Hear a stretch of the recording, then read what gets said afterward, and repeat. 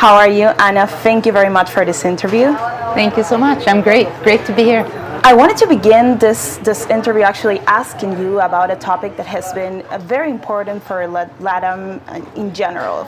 Principally Peru also, but I think many countries in the region that are actually suffering because of this, which is poverty. We saw an increase in this kind of indicators last year, also here in Peru. This year we saw it too. And in general in the region, we have seen this kind of up, like we got up in this kind of indicators because of COVID.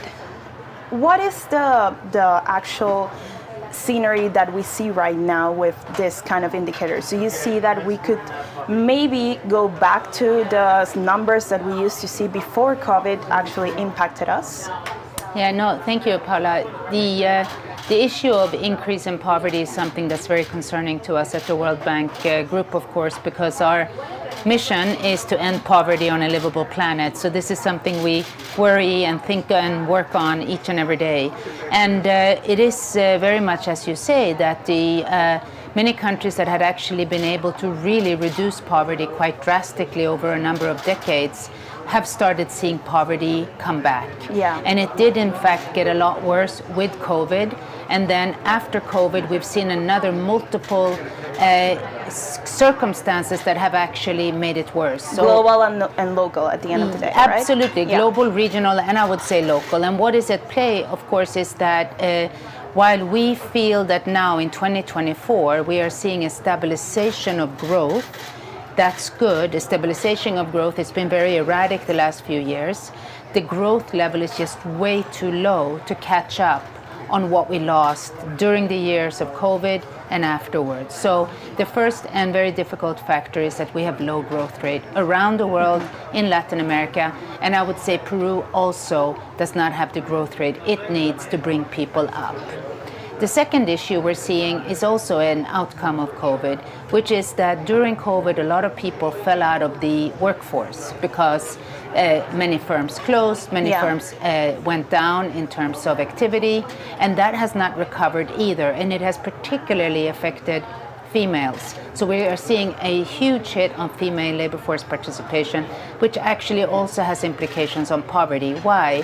Because we have data in the World Bank that shows female-headed households make decisions in households that tend to actually be pro-poverty reduction, such as food, nutrition, spending on education, spending on healthcare. So you're also having a number of human development, human capital-oriented factors that are driving up poverty.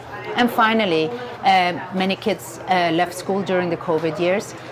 Even though they've gone back to school, the quality of schooling and education that children are getting around the world, in Latin America, in Peru, is not where it needs to be. So these are many issues that need to be addressed at the very same time to start addressing poverty. As the World Bank, do you see a place where maybe countries in Latam, including Peru, could actually work on this in the short term and medium term, regarding obviously all of the things that we have going right now in the world, which is very much political tensions, social tensions, and also some climate changes, which also increase some of this risk? How do you see the probable panorama that we're going to check for poverty specifically? Yeah. So it's been interesting, having spent the last few days here in Peru, talking to a lot of people, visiting some of the projects that the World Bank supports, and something that's also the theme actually of the APEC meetings, which is the issues around informality and the importance of inclusion. So one area where we think we need to work on, Latin America, Peru needs to work on, is actually reducing informality. Which is a big problem of us. 80% of our workforce is mostly informal. Yes, and you have to ask yourselves, why is this the case, and how do we transition from informal to formal? So there's a number of reasons to this, of course, but there are also a number of detrimental implications of having such a high level of informality. From our point of view, the worst part is that you actually lose people who need support. So your social protection and your social safety net gets lost because you're not able to target and reach people properly. A second issue is that people then have to operate outside of the formal economy and do not achieve the same opportunities job opportunities, employment opportunities, and we also see that it tends to be intergenerational. If you grow up in an informal setting, your kids are likely to grow up in an informal setting, so it's perpetual. The other issue is getting people into the formal sector. They want to feel like they can get something out of it, which is, if I come into the formal sector, what does it mean? What service delivery is involved? What support can I get if I need support? Because in exchange, you're going to become part of the administration, including the taxation system. Exactly. But for countries and for people, in our view, formality brings win-win. Greater services, but also greater part of the formal economy, including providing contributions to domestic resource mobilization. Anna, bear with me, we're going to go with our sponsors. Para los que nos están escuchando, vamos a un pequeño corte y continuamos aquí con la entrevista más adelante.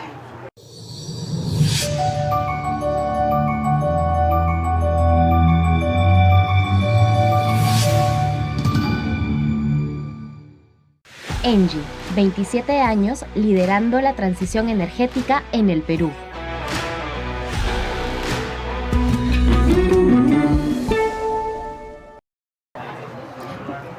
Ya estamos de vuelta aquí en la edición especial de Tenemos que hablar. Anna, thank you very much for continuing on being with us. We were discussing poverty, and I wanted to ask you about inflation in particular, because obviously this has been an indicator that increased mostly after the pandemic, and that has also played a big role in this increasements of the poverty everywhere in the region. What are the strategies that we should have as a region, as Peru, to actually avoid this kind of situation where inflation impacts us so much that it makes obviously people that are poor poorer around the Latin America spaces? Yeah, so inflation has been another really hard-hitting factor on the poor. It hurts the poor the most. And what we have seen over the last few years is really a collective action around the world by institutions such as central banks to try to rein in inflation. And here I do think Peru actually offers a pretty positive experience in that the central bank has taken the measures and the actions. Our central bank has actually been recognized globally because of the job that they have been doing regarding inflation, because obviously they have this task, it's the principal task that they have. So do you see it as well as that? I do, and I think in fact one of the things that Latin America in general has had relative to many other parts of the world, and Peru as well, is actually the strength of institutions. And that includes central banks, and it includes the very pivotal importance of independence, so that central banks are able to take the policy actions they need to take as they see it without interference. And that's incredibly important. So one of my big takeaways from my days having spent here is that Peru still has quite solid and robust what we call macro fundamentals in its economy.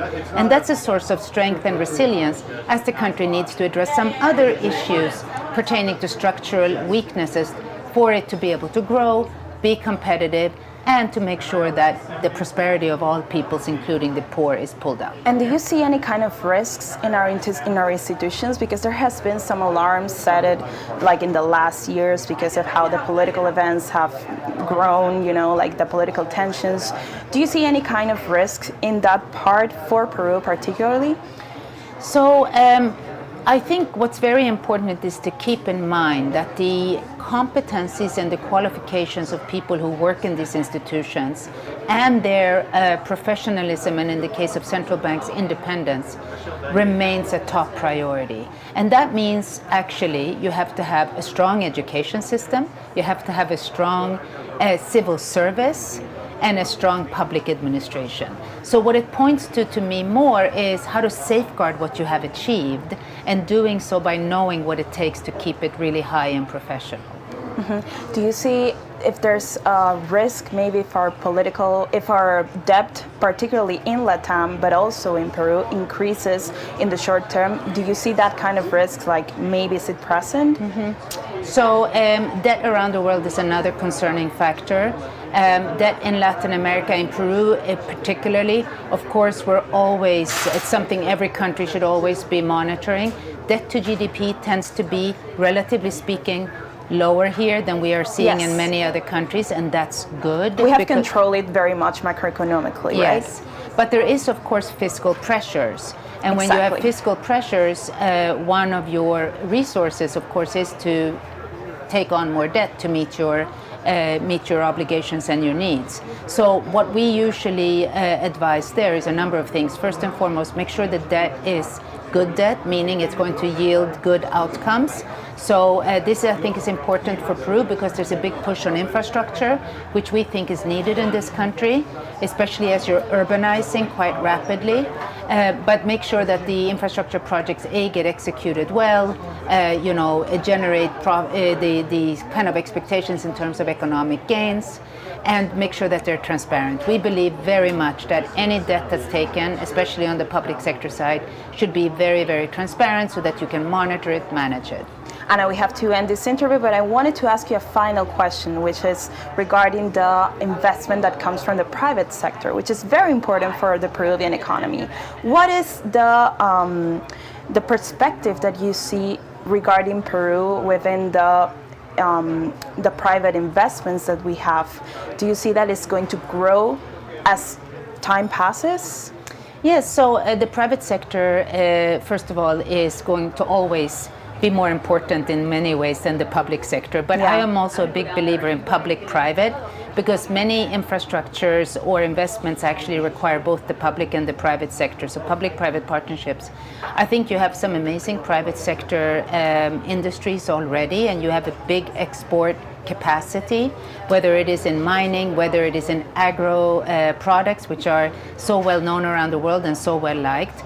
I think it's about maintaining the competitive position you have, which requires you to focus on productivity and growth, essentially, and those, of course, go together. And I think also when it comes to the private sector, continuing for the government to pass regulations that are business environment friendly, making sure the investment climate is friendly, so that the private sector here can keep bringing innovation.